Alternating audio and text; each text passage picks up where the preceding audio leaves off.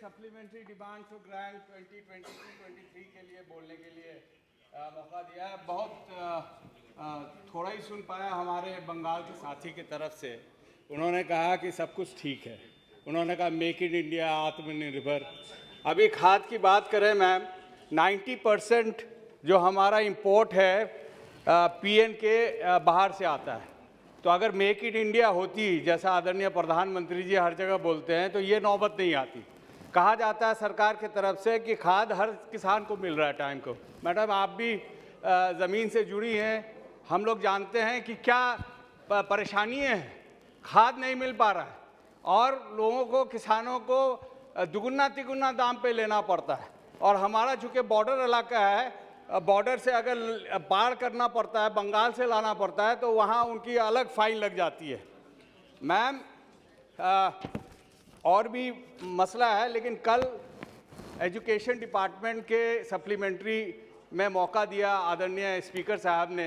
हमने कुछ सवाल एएमयू किशनगंज के लिए रखा और जवाब में मंत्री महोदय ने ये कहा कि ये धोखा था। तो उस वक्त तो हमें मौका नहीं मिल पाया क्योंकि हमारे लीडर अधीरदा ने जवाब दिया था। लेकिन मैं ये आश्चर्य हुआ मुझे ये सुन के कि ये धोखा है। ये 2000 विषय पर जी विषय है, ये विषय है मैम। हमारा सबसे पिछड़ा इलाका है और बिहार राज्य के 4 आना लोग जो है हिंदुस्तान के अलग अलग कोनों में इसलिए जाते हैं क्योंकि उनका घर पे कोई रोजगार नहीं है। तो इसलिए ये मुद्दा हमारे लिए ज़रूरी है। और एजुकेशन में भी हमारा दिक्कत हो रहा है। हमारी फाइनेंस मिनिस्टर साहिबा ने बहुत मदद भी किया, लेकिन अभी तक हमको योगदान नहीं मिल पाया। इसलिए हमें वहाँ नहीं मिल पाया क्योंकि ज़मीन हमें 3 साल लेट मिली। वहाँ पे उस वक्त बीजेपी की नेतृत्व की सरकार थी जो ज़मीन लेट हुआ, जो आज तक हमको नहीं मिल पाया। ज़मीन मिला तो बीजेपी के साथियों ने वहाँ पे एनजीटी के यहाँ कंप्लेन कर दिया, कह दिया कि रिवर बेड पे है, हालांकि ऐसा कोई अस्तित्व नहीं है। अब मैम, इसके साथ साथ मैं एक प्रधानमंत्री कल्याण योजना के बारे में कहना चाहता हूं कि बार बार कहा जाता है, आदरणीय प्रधानमंत्री जी भी कहते हैं 81 करोड़ लोगों को हम अनाज देते हैं, मुफ्त में अनाज देते हैं। आखिर ये नौबत क्यों आई? 45 साल में पहली बार इस मोदी सरकार के वक्त में गरीबी की तादाद बढ़ गई है। अगर वो 2 करोड़ सालाना नौकरी देते तो ये नौबत नहीं आती। और इसका सबसे ज्यादा खामियाजा सीमांचल के लोगों को सहना पड़ रहा है मैम।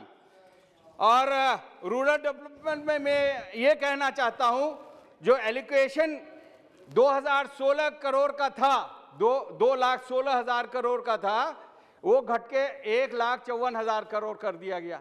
हम जानते हैं जो रोजगार हो रही है गांव में, ये सब स्कीम्स के तहत हो रही है।